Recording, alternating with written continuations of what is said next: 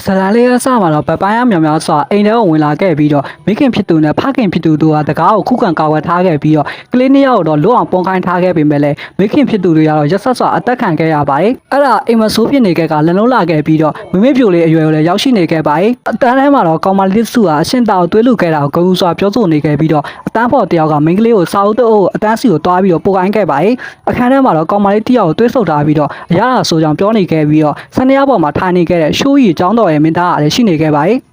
သူ့ကိုတွေးဆုပ်တော့မှန်တီးခဲ့လို့ကြောင်းစာထွက်ပြေးလာခဲ့ပေမဲ့လည်းရုံးနေတဲ့ကြားထဲကနေပြီးတော့လက်ဖွားကိုနမ်းဆိုင်နေခဲ့ပြီးတော့ငယ်ရမြင်ခဲ့ရတဲ့ပပိုင်းရမျက်လုံးတွေကြောင့်အသေးကိုကောင်မလေးကပြန်ပြီးတော့မှတ်မိသွားခဲ့ပြီးတော့တိတ်လန့်စွာနဲ့ရိုက်ချမိသွားခဲ့ပါတယ်။မျက်နှာမှာချရဖြစ်သွားခဲ့ကသူ့ကိုစိတ်တူအောင်လုံနိုင်သွားခဲ့တာကြောင့်ဂူယူပါတယ်လို့ဆိုတာလက်ဆွဲခေါ်လာခဲ့ပြီးတော့လူများရှိမှကောင်မလေးကသူ့ရဲ့ရန်သူဖြစ်ကြောင်းကြေညာလိုက်ပါတယ်။ဒီကဘာကြီးကပပိုင်းရနေတဲ့လူတွေရောလောနေတဲ့ကဘာကြီးဖြစ်ပြီးတော့လူသားတွေကရှုံးနေသွားခဲ့ကပပိုင်းရတွေရဲ့ကစားစရာအယုတ်လေးဖြစ်လာခဲ့ပါတယ်။ရှိုးရီရဲ့အသွေးထဲမှာလည်းကလေးဘွားကိုပြန်လည်ရောက်ရှိသွားခဲ့ပြီးတော့ဖေးဖေးဆိုတဲ့သွေးစီကံကိုလည်းလိုက်ရှာနေခဲ့ပါတယ်။ဖေးဖေးကရှိုးရီရဲ့အနားမှာထာဝရရှိနေမယ်လို့ဆိုကနောက်ဆုံးမှထွက်ပြေးသွားခဲ့ကြောင်းလူသားတွေကတနာကျင်တာမျိုးမရှိကြောင်းစံချိတ်ပပိုင်းရကလည်းပြောပြနေခဲ့ပါတယ်။ကောင်မလေးကိုပြက်စာမဆိုပြီးတော့မိန်းကလေးတစုကပါရိုက်နေခဲ့ပြီးတော့ဗပိုင်းရဘက်ကနေပြီးတော့ရက်တီခဲ့တဲ့မိန်းကလေးတွေလက်ကနေပြီးတော့ပြေးထွက်ဖို့ကြိုးစားတဲ့အချိန်မှာပဲသပင်ချီကိုဆွဲကညှက်ဖို့လုပ်နေခဲ့ပါတယ်။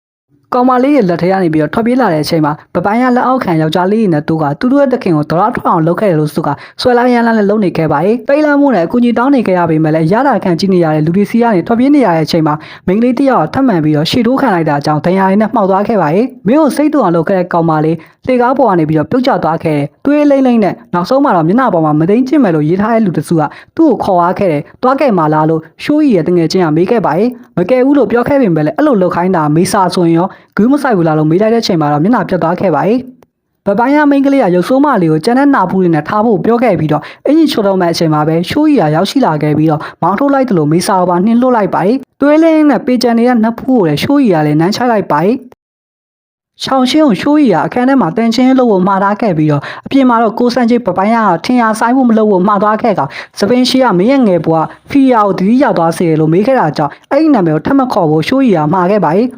ရှောင်းရှင်းကထွက်ပြေးသွားခဲ့ပြီးတော့ကြီးကန်းတွေကလည်းအသက်အံလိုက်နေခဲ့ကတောင်ဆုံးပေါ်ကနေပြီးတော့ပြုတ်ကျသွားခဲ့တဲ့အချိန်မှာရှိုးရီကအချိန်မီလေးလှမ်းဆွဲနိုင်ခဲ့ပေမဲ့လည်းတစ်ကိုင်းကျကျပြီးတော့နှစ်ယောက်စလုံးကပြုတ်ကျသွားခဲ့ပါတယ်။ရှိုးရီကရှောင်းရှင်းကိုကာကွယ်ပေးသွားခဲ့တာကြောင့်သွေးရထွက်လာခဲ့ပြီးတော့ဗပိုင်းရနေလည်းသူထွက်နိုင်မှရှောင်းရှင်းကလည်းသဘောပေါက်သွားခဲ့ပါတယ်။ပြန်လဲကုသချင်းတို့တေးဆုံးမှဖြစ်တော့မှာမတေးချင်းလို့ရှိရင်သူ့နားကနေထွက်သွားဖို့ပြောခဲ့ပေမဲ့လည်းသူ့ကိုကယ်ခဲ့တဲ့ရှိုးရီကိုတွေးဆုပ်ဖို့ဗပိုင်းရကောင်စီမှာအကျွေးတေးမခံခြင်းကြောင့်လည်းပြောလိုက်ပါတယ်။ရှိုးရီကရှောင်းရှင်းခဏကိုအနှံ့အပြားကိုကင်တွယ်ခဲ့ပြီးတော့ဘယ်နာကိုဆုပ်ရမလဲလို့မေးနေခဲ့ပြီးတော့သူမရဲ့မောင်ရှောင်းလင်းကိုလည်းဗပိုင်းရကောင်စီမှာတွေးဆုပ်ခံရတော့မှာမို့တောင်းပန်လိုက်ပါတယ်။ရှိုးရီကတွေးမဆုပ်ပဲနဲ့နောက်ကနေဖတ်သားခဲ့ကအကျွေးတင်နေတာပို့ပြီးတော့ခံရခက်မယ်လို့ပြောနေတဲ့အချိန်မှာပဲဗပိုင်းရတကောင်ကလည်းမြင်ကွင်းကိုကြည့်ပြီးတော့ထွက်သွားခဲ့ပါတယ်။အိမ်ပြန်လန်းကိုချဖို့ထထွက်သွားခဲ့တဲ့ရှောင်းရှင်းကိုလှမ်းဆွဲလိုက်ပြီးတဲ့နောက်မှာပဲနောက်တစ်ခါသူ့ကိုထပ်ပြီးတော့လိမ့်မယ်ဆိုလို့ရှိရင်ဘလို့တေသွားမလဲဆိုတာမသိဘဲနဲ့ဖြစ်စီရမယ်လို့လည်းရှင်းချောက်လိုက်ပါတယ်။ဒီတော့အိမ်မတန်ကြောက်ဖို့ကောင်းပြီးတော့တမန်လူတွေမရှင်းနိုင်ကြောင်းနဲ့သူ့နောက်ကနေပြီးတော့ငြင်လေးလိုက်ဖို့လည်းအမိတ်ပေးခဲ့ပါတယ်။ရှောင်းရှင်းကကြောက်နေတဲ့ပုံမပေါ်နေရကြောင်း